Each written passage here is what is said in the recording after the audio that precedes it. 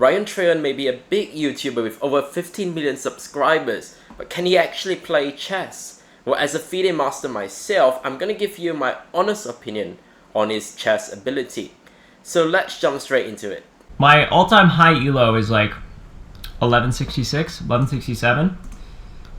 And I actually just won 3 games in a row. Pretty good. You don't usually win that many games in a row, so good job. Yeah, I have no idea what I'm doing is the kind of the main point I'm trying to make.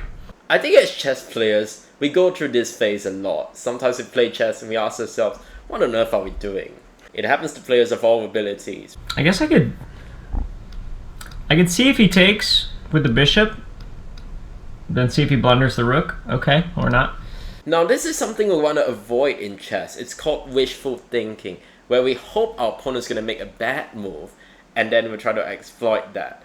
Now, my experience with this is that whenever you expect your opponent to make a bad move, that's when they don't make a bad move and actually make a good one. And that's what happened in this case. So now the knight's getting chased back. But in chess, sometimes what you have to do is just to go back, admit your mistake. Perhaps that's the best move after all, and it certainly is in this case. So let's see if he can swallow his pride and actually just retreat his knight back to f3, which is probably the best move. It's probably a bad idea. Okay, whoa, wait, no, never mind. Boom, boom, boom. Yeah, I'm just gonna lose a knight that way. You're losing a knight this way. Classic. Oh dear. That's what I thought. Sometimes in chess, you don't want to retreat a knight back to the square it should go to. You try to play knight g4 to justify your previous play, and now this knight is going to get trapped. Oh no. Oh my goodness. This guy's really going to chase me down. Yeah, I'm in trouble. Oh yeah, I'm going to lose this no matter what. I mean, at least I can take back with the pawn, open up my rook file. Yeah, you gotta at least get something for the piece. I like oh my gosh, you didn't take it. You know, if your opponent's not gonna take your free pieces, then I take everything I said back. Yeah, all that I said doesn't apply. What's going on here? He's planning something, and I'm not ready for it. Okay, well then I'm getting out of here. It's like, what was the plan? There was no plan. He just missed a free piece. That's all. Probably get this guy up. I need some water. Oh man, this is not happening. Man, he's pushing his pawns relentlessly. I'm kind of all congested, right? Oh. Actually, the pawn pushing is pretty good for us because black's not actually in a position to push his pawns. He doesn't actually have more attacking pieces on the king side, nor does he have the ability to bring more attacking pieces there. So actually pushing the pawns in front of his king weakens his own king and gives us our own attacking chances, which we can exploit later. Okay, well I guess that's normal. At least he's gonna open his file on his wait, yeah. Oh no, oh gosh. Okay, what if I go here? Or do I want to eliminate that? Good decision. It is of course not warranted to sacrifice a piece just for that f4 pawn. Me just predicting that he's gonna blunder his queen. I learned how to do the arrows recently, and now I feel like a grandmaster. But oh yeah, knights don't do that. Yeah. It's okay. What about? Boom. What about this situation? I don't have a plan, man. What about boom?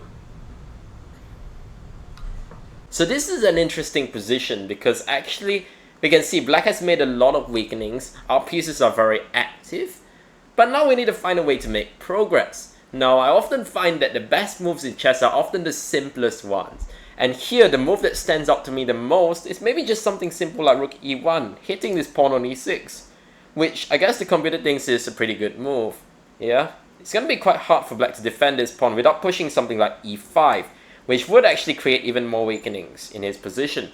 So it's something that we'll be quite happy with. Okay, but in the game he plays knight g4, that's fine. I don't know.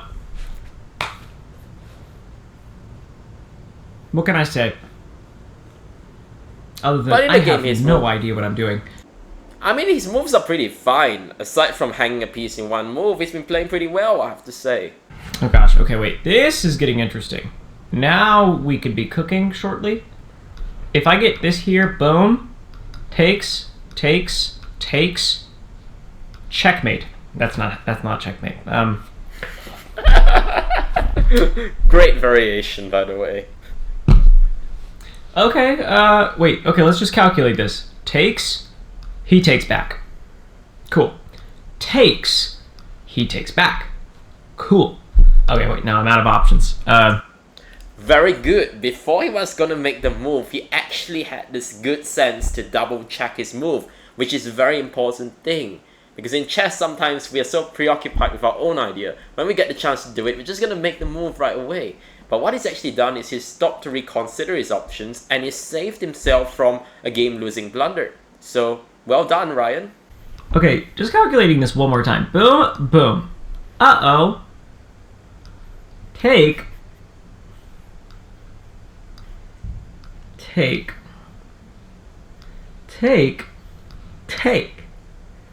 And now we're in a pickle. Because I did not improve my position whatsoever after all of these trades. I don't think it's so much about improving your position. It's more like you're gonna lose a piece. But then again, there's nothing too bad with actually bringing your knight back. After all, you have provoked a bit of weaknesses in the black position. You have forced him to play the move d5, which is not really a move he wants to play. It blocks his own bishop. And the e5 square as well as the e6 pawn could become weak in the near future. In chess, it's actually worth spending a move a lot of times to force your opponent to make a weakening. And that's why I think he's actually played pretty well up to this point. I could sacrifice the knight, completely destroy every... I'm going to do this because I don't know what else to do. There's probably something obvious, but... In chess, when we sacrifice material, we got to do it at the right time. We're going to make sure that when we sacrifice material, we have more attackers than the opponent has defenders in terms of material values. And in this case, we clearly don't have it. Black's much more equipped to bring his defenders to the king's side, and that is actually going to decide the game in his favor most probably. So maybe not the best decision. He takes... I take back. Don't see any compensation for it after all. Check. Oh. Okay. I don't like that. Okay, when your opponent hangs the knight in one move, I take it all back. I really take it all back. Oh, I mean, that's free, right? Very good. He sees it. Right there. Very good. Chess is a lot about just taking he was your ready for opponent's that. free stuff, and he's doing it. He's doing it very well. I don't know why that felt aggressive. Felt so aggressive.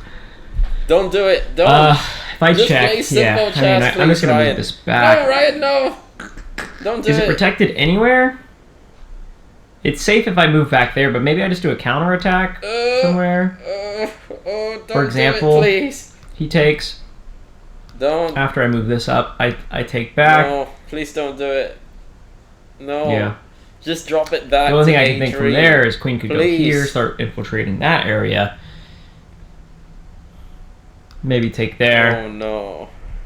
It's a long-term plan without much certainty. It's a piece sacrifice. I love it. Okay, so in chess, when you're up material, one thing that's worth keeping in mind is you want to keep things as simple as possible. You want to keep the structure, keep the material, exchange pieces whenever possible, and then you'll convert your extra material. It's really that simple. And chess is fundamentally a pretty simple game, although the moves itself are maybe not so simple.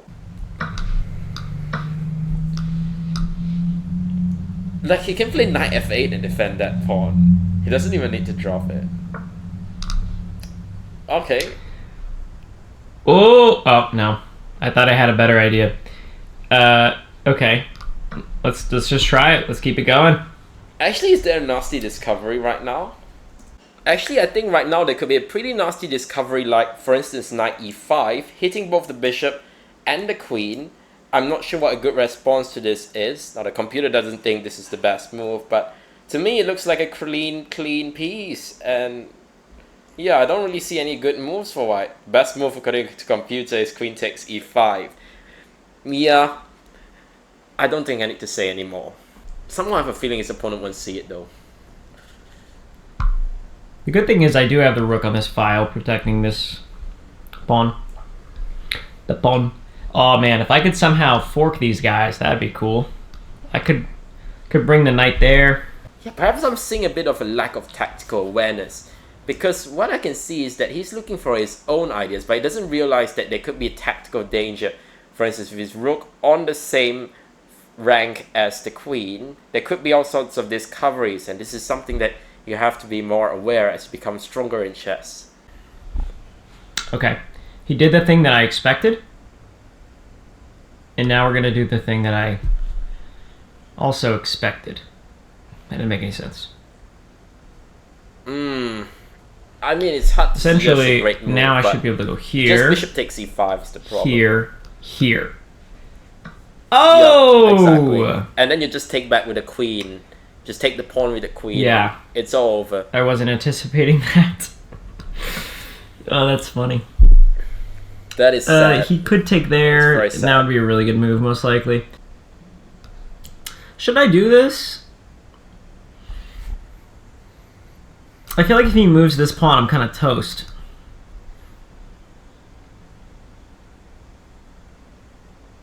To be fair, White has the threat of queen takes d7, so maybe he does have some sort of a trap with this move, but it's very weakening, of course.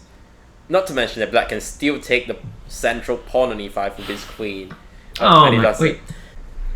Almost every time a trade is considered the right thing to do, I need to... So in general, trades are usually good if you're the side with extra material. In this case, Ryan's down material, but he didn't really have a choice. His queen didn't have any good squares, so the trade was actually forced, which is pretty sad. I'm toast, man. Does he have a good move here? Probably are. I probably want to defend that. Oh my goodness, he's doing this. I don't know why Black is trying to play too fancy, but when your opponent goes for fancy chess in a winning position, it's something that you should welcome, because that's when he gets the most opportunities to make mistakes and mess up his advantage, which might happen. Let's see.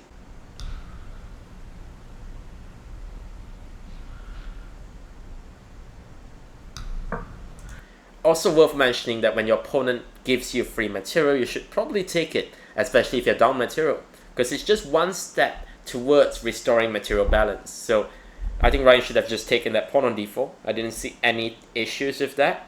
It just seemed like a free pawn. Probably should have moved that there. I just like the idea of Now it's sad. It's got a parser. This is not ideal. This is why I felt 300 elo. This is the type of stuff that happens. It makes you fall. To be fair, I don't know what I'm doing. The best of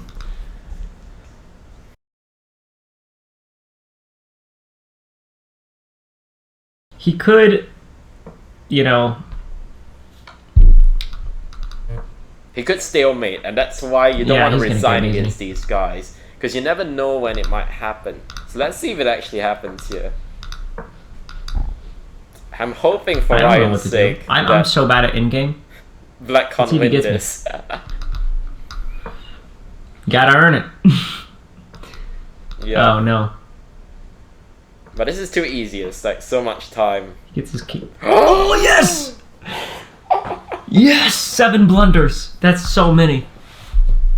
I said it. I predicted it. Yeah, that's why you don't resign against these guys, because you never know. Sometimes they can't even win with an extra queen. So never resign. That's what I tell my low-rated students. There are a lot of good things that I can say about Ryan's chess. Firstly, he's following the opening principles. That is, he's developing his pieces and is controlling the center. That's very good. He also knows his lines pretty well. He knows the typical ideas and how to place his pieces. But my favorite thing is that he is double checking his moves. And this, as we saw, saved him from a few one-move blunders. Now, if I was Ryan, there were a couple of things that I would work on. He's obviously a very optimistic player, which makes a lot of sense given the content of his videos. He's obviously a guy with great self-confidence, and this shows in his chess. But sometimes in chess, it's worth taking things a bit more calmly. Sometimes all you have to do is just make a normal, decent move. sometimes Ryan is taking it a little bit too far in his attempt to play good moves. Because sometimes you don't need a great move. You just need a normal move. That's what the position calls for. That's what needs to be played. But these things, they will come with experience. As he gets stronger, he'll figure that out on his own. That being said, in chess, you can figure things out much more quickly if you have a good coach. And for this reason, I'm offering my services. So Ryan, if you're watching this video, I'd be willing to coach you privately for the price of 1 penny per session. So let me know if you'd be interested in collaborating on this. I know it's a long shot, but I mean, might as well try. And for all of you viewers, thank you so much for watching my video, and I hope to see you in the next one. Bye for now.